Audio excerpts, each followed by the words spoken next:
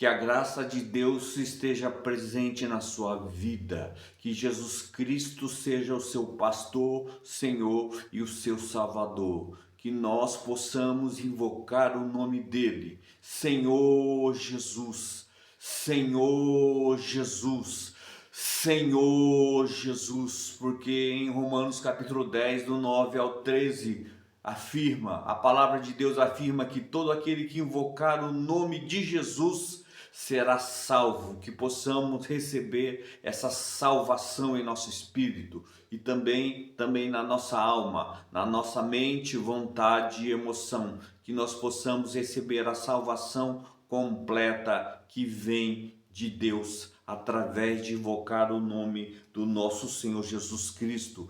Vamos falar sobre um assunto importante, sobre a questão de exercitar os nossos talentos, os dons que Deus tem nos dado para a edificação da igreja, que é o corpo de Cristo. Efésios capítulo 4, do 7 ao 16. E a graça foi concedida a cada um de nós segundo a proporção do dom de Cristo.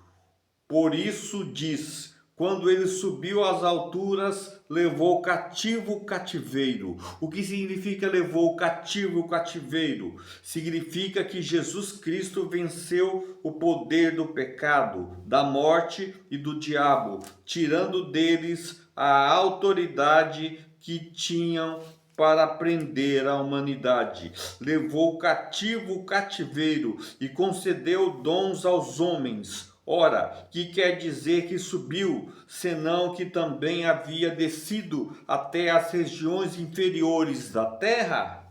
Aquele que desceu é também o mesmo que subiu acima de todos os céus, para encher todas as coisas. E ele mesmo concedeu uns para apóstolos, outros para profetas, outros para evangelistas e outros para pastores e mestres, com vistas ao aperfeiçoamento dos santos, para o desempenho do seu serviço, para a edificação do corpo de Cristo, até que todos cheguemos à unidade da fé, do pleno conhecimento do Filho de Deus, a perfeita varonilidade de Cristo. O que significa varonilidade de Cristo? Refere-se à maturidade espiritual, à medida da estatura da plenitude de Cristo, para que não mais sejamos como meninos, agitados de um lado para o outro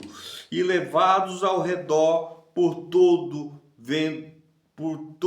vento de doutrina, pela artimanha dos homens, pela astúcia com que induzem ao erro, mas, seguindo a verdade em amor, cresçamos em tudo naquele que é a cabeça, Cristo, de quem todo o corpo bem ajustado e consolidado pelo auxílio de toda junta, segundo a justa cooperação de cada parte, efetua o seu próprio aumento para a edificação de si mesmo em amor. A edificação do corpo de Cristo é feita em amor. Precisamos de paz, precisamos do amor de Deus, e Ele mesmo concedeu. O Senhor Jesus Cristo, com a sua morte e ressurreição, concedeu uns para apóstolos, outros para pastores, outros para evangelistas e mestres, com vistas ao aperfeiçoamento do corpo de Cristo. A perfeita varonilidade, quer dizer, refere-se à maturidade espiritual, que nós possamos crescer assim como Cristo cresceu, Jesus Cristo, nós cheguemos à estatura de Jesus Cristo. Para isso é preciso que o corpo possa efetuar o seu próprio crescimento em amor. O versículo 16 deixa bem claro, parte B: segundo a justa cooperação de cada parte, efetua o seu próprio aumento para a edificação de si mesmo em amor. Nós, lá em Mateus 25, do 14 ao 30, nós vemos a parábola dos talentos. Os talentos, aqui Deus concedeu através do Senhor aqui, que ele teve 3 servos, um recebeu 5 talentos, outro 2 talentos e outro 1 talento.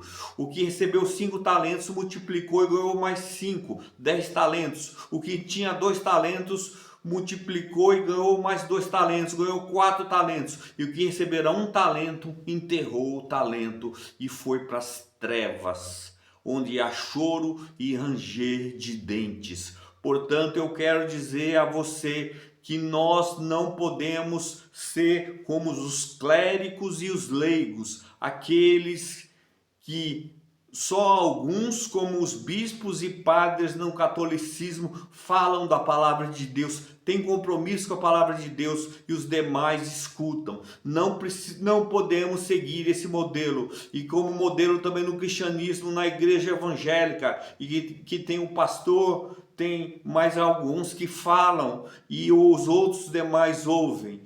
O normal é que a igreja possa ter muitos que são pastores, muitos que são evangelistas, muitos que são pastores e mestres para a edificação do corpo de Cristo. É necessário que haja uma restauração, é necessário que haja edificação em amor, e para que haja edificação em amor é necessário que nós abandonemos um modelo antigo. Por isso a Igreja Católica, por isso a Igreja Evangélica está fora do padrão estabelecido por Deus, porque existem os clérigos e os leigos, poucos falam, poucos têm o compromisso e muitos ouvem e escutam somente aqueles, quando na realidade o Espírito Santo quer falar através de vários membros.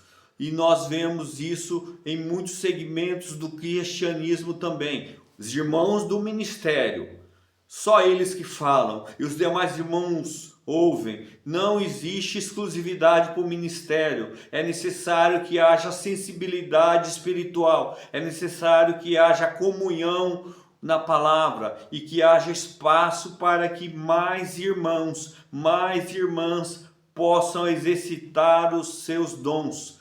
Porque quem não multiplicar os seus dons irá para as trevas exteriores, e nós não podemos incorrer nesse pecado. A igreja não pode pecar coletivamente, continuar pecando coletivamente. É necessário que haja um pensar diferente. É necessário que haja uma restauração. Essa é a palavra. Que haja restauração.